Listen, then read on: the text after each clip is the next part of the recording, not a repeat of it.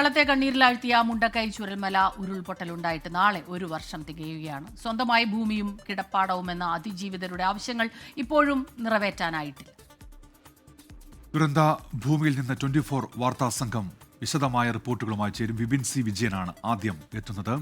വിപിൻ, ഇപ്പോൾ കേരളത്തിലെ വലിയ ഒരു ദുരന്തമാണ് ഇത്. അതിൻ്റെ ആഘാതം ഇപ്പോഴും വിട്ടുമാറിയിട്ടില്ല. ഈ ദുരന്ത ഭൂമിയിലേക്ക് എത്തുമ്പോൾ എന്തൊക്കെയാണ് കാഴ്ചകൾ? ഈ പുനരധിവാസം എവിടെ വരെ എത്തി? എന്തൊക്കെയാണ് വിവരങ്ങൾ വിപിൻ?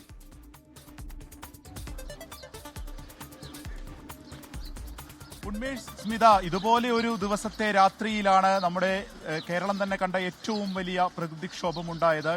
മുണ്ടക്കൈ ചുരൽമല ദുരന്തം. അത് ഇപ്പോൾ ഇതാ 1 ആണ്ട് തികയുകയാണ്.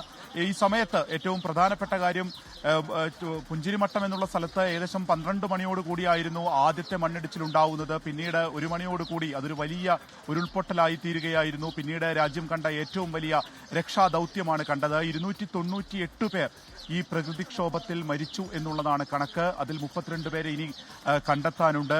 ഒപ്പം തന്നെ നിരവധി പേരെ DNA-യിലൂടെയാണ് കണ്ടെത്തിയത്. അങ്ങനെ ഒരു വലിയ ദുരന്തം എന്ന് തന്നെ പറയാവുന്ന അത്രയും നമ്മളെ കണ്ണീരല്ലാഴ്ത്തിയ ഒരു ദുരന്തമാണ്. അപ്പോൾ അന്ന് നൽകിയ ഒരുപാട് വാഗ്ദാനങ്ങളുണ്ട്. അതെല്ലാം തന്നെ പാലിക്കപ്പെട്ടോ എന്നുകൂടി ചർച്ച ചെയ്യേണ്ട ഒരു സമയമാണ്. സർക്കാരിന്റെ ടൗൺഷിപ്പിന്റെ പ്രവർത്തനങ്ങളാണ് ഇപ്പോൾ പ്രധാനമായും നടക്കുന്നത്. ഒപ്പം തന്നെ അതിൽ പ്രതീക്ഷ അർപ്പിക്കുകയും ചെയ്യുന്നത്. 410 വീടുകളുടെ നിർമ്മാണ പ്രവർത്തനങ്ങളാണ് ഇപ്പോൾ എൽസ്റ്റഡ് എസ്റ്റേറ്റിൽ ആരംഭിച്ചിരിക്കുന്നത്. അതിന്റെ മാതൃകാ വീടിന്റെ പ്രവർത്തനം ഏറെക്കുറെ പൂർത്തിയായിരിക്കുന്നു. അത് ഇപ്പോൾ ഈ 2 ദിവസത്തിനകം തന്നെ ആ മാതൃകാ വീട് പൂർത്തിയാകും എന്നുള്ളതാണ് മനസ്സിലാക്കുന്നത്. അത് ഊരാളുങ്കൽ ലേബൽ കോൺട്രാക്ട് സൊസൈറ്റിക്കാണ് ഇതിന്റെ മുഴുവൻ നിർമ്മാണ ചുമതലയുള്ളത്. മറ്റൊരു 9 വീടുകളുടെ അടിത്തറ പാകുന്ന പ്രവർത്തനം നടക്കുന്നു. ഇങ്ങനെ ഒരു 410 കുടുംബങ്ങളുടെ വീടിന്റെ കാര്യങ്ങൾ നടക്കുമ്പോൾ തന്നെ ഈ ഒരു അന്തിമ ലിസ്റ്റ്, അതായത് ഈ ഒരു അപ്പീലിനൊക്കെ പോയിട്ടുള്ള നിരവധി പേരുണ്ട്. അതുമായിട്ട് ബന്ധപ്പെട്ട ഒരു ലാസ്റ്റ് ലിസ്റ്റ് ഇപ്പോഴും വരാനുണ്ട്. അപ്പോൾ അതിൽ ഉൾപ്പെടാത്ത ആളുകൾ, അവർക്ക് വേണ്ടത്ര സഹായങ്ങൾ ലഭിച്ചിട്ടില്ല എന്നുള്ള ഒരു പരാതി കൂടിയുണ്ട്. അത് ഇനി വിശദമായിട്ടുള്ള ഒരു പരിശോധനയ്ക്ക് ശേഷമായിരിക്കും ആ ഒരു ലിസ്റ്റ് പുറത്തുവിടുക എന്നുള്ളതാണ്. കാരണം ആദ്യത്തെ ഘട്ടത്തിൽ കണ്ടെത്തിയ ആളുകളെല്ലാം ചേർത്തുകൊണ്ടാണ് ഈ 410 എന്നുള്ളൊരു കണക്കിലേക്ക് സർക്കാർ എത്തിയിരിക്കുന്നത്.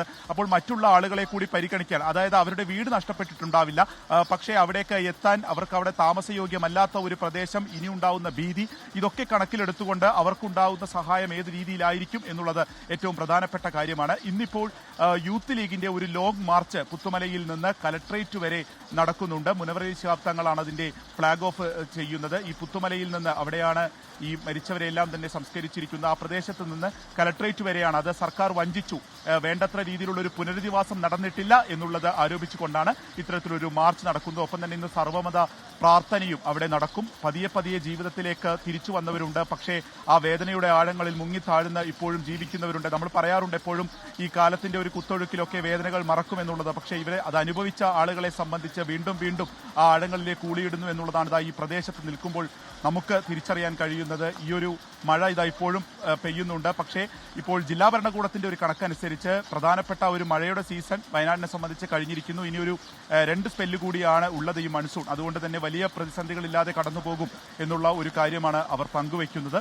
ചെറിയ ചാറ്റൽ മഴ ഇന്ന് രാവിലെ തന്നെ ആ ഒരു ദുഃഖത്തിന്റെ ഓർമ്മ വീണ്ടും നമ്മളിലേക്ക് എത്തിച്ചുകൊണ്ട് പെയ്യുന്നുണ്ട്. ഉന്മേഷ്, സ്മിത. വിപിൻ സി വിജയനാണ് വാർത്തയുടെ വിശദാംശങ്ങൾ നൽകിയത്. ലോകത്തെവിടെയായാലും ഏത് സമയത്തും 24 വാർത്തകളും ഓഗ്മെന്റഡ് റിയാലിറ്റി പാക്കേജുകളും എക്സ്പ്ലെയിനറുകളും വിശദമായി കാണാൻ ഞങ്ങളുടെ യൂട്യൂബ് ചാനൽ നിങ്ങൾക്ക് സബ്സ്ക്രൈബ് ചെയ്യാം.